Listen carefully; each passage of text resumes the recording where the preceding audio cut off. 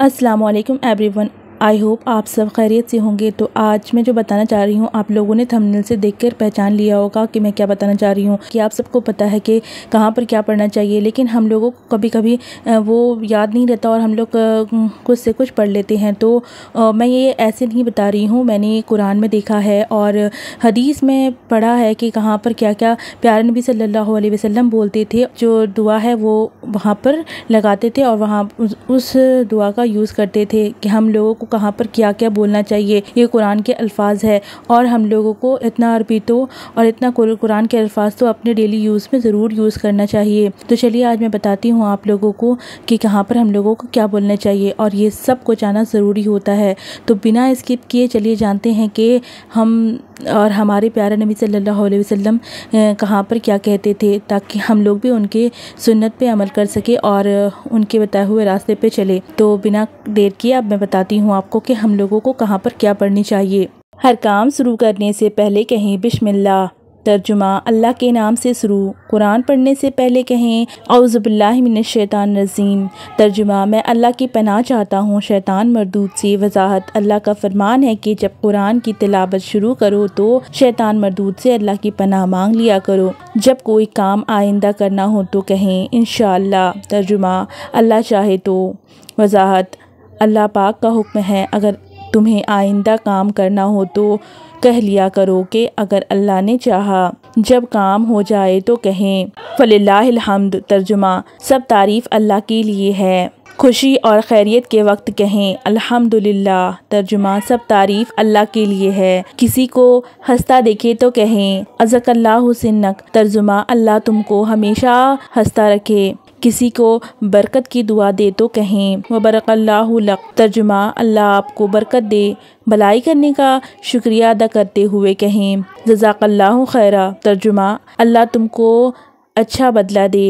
वज़ाहत, रसूलुल्लाह सल्लल्लाहु अलैहि वसल्लम ने फरमाया कि जिसने भलाई करने वाले को ये दुआ दी तो उसने उसकी पूरी तारीफ़ कर दी। मुसीबत के वक्त कहें इन्ना लिल्लाहि व इन्ना इलैहि राजिऊन। तर्जुमा, हम सब अल्लाह के लिए हैं और हम सबको उसी की तरफ लौट के जाना है। फजीलत, अल्लाह का फरमान है कि मुसीबत के वक्त जो लोग इन्ना लिल्लाहि व इन्ना इलैहि राजिऊन कहते हैं तो उन पर अल्लाह की रहमत उतरती है और वही लोग हिदायत पाने वाले होते हैं। ये बहुत बड़ी बात होती है, इसलिए हमको हमेशा कहना चाहिए इन्ना लिल्लाहि व इन्ना इलैहि राजिऊन।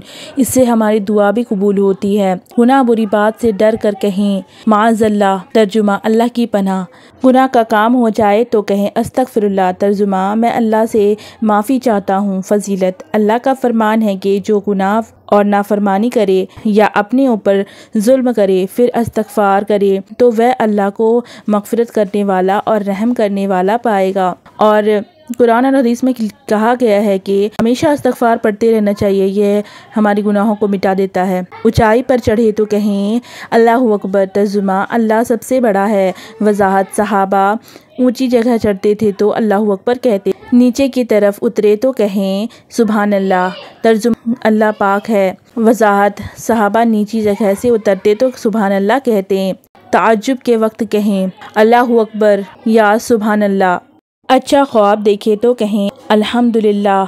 तर्जुमा, सब तारीफ़ अल्लाह के लिए है। बुरा ख्वाब देखे तो कहें 3 बार कहें औज़ु बिल्लाहि मिनश शैतानिर रजीम। 3 बार औज़ु बिल्लाहि मिनश शैतानिर रजीम कहें अगर आप बुरा ख्वाब देखते हैं तो। इसका वजाहत है, रसूलुल्लाह सल्लल्लाहु अलैहि वसल्लम ने फरमाया जब तुम में से कोई बुरा ख्वाब देखे तो बाएं तरफ 3 बार थू थू कर फिर 3 बार शैतान से अल्लाह की पनाह मांगे।